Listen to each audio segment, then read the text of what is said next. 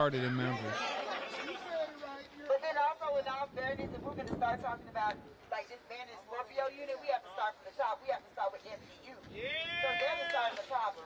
So MGU is a multi-agency gang unit here in Memphis. They are comprised of a multitude of agencies here in Memphis, which is a subset. So Scorpion unit is a subset of them. So we have to start at the top, and that's the top.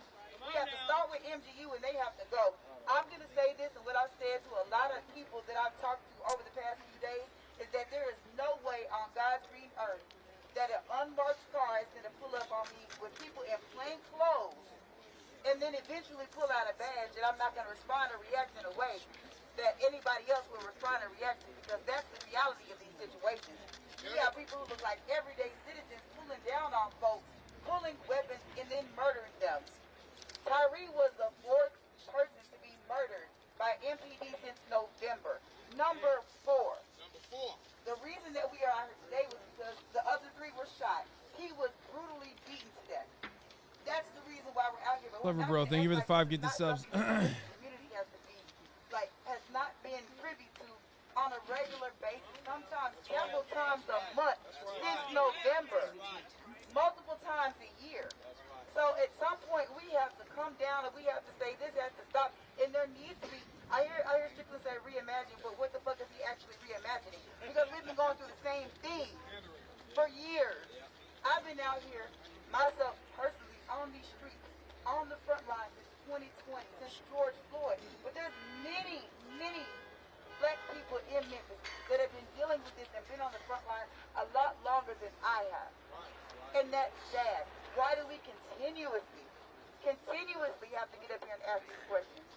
It's frustrating as fuck for one, but secondly, it's disheartening to know that the people that are hired to protect and serve are the people that are most feared in our community.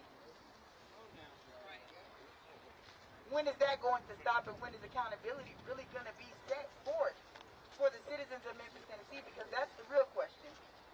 We can't sit back and act like this is not a normal occurrence, because it is.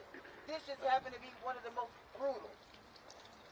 It's the most brutal. It's going to be bad. I have not seen the video, but I've heard the description. And y'all, when I tell y'all, I know I'm going to watch it, but I don't encourage anybody who does not have the stomach to watch it, because it is brutal. Everything you think you've seen, you ain't seen nothing yet. And that's the hard part for all of us back here. That's the hard part. So when is Memphis going to step up and actually fundamentally change the system of policing in Memphis? Because that's what we're asking for, and that's what we've been asking for. That's what the country has been asking for. And we keep going unheard. And it's time that it stops, and it's time that our voices are heard. We need to be heard. We are not playing. And like everybody else has said, I'm going to second. We are going to show up every day until change is actually made. Check Twitter. It dropped. CNN. The CNN video is out. What do you mean? Like, do they have? Is it censored? Like,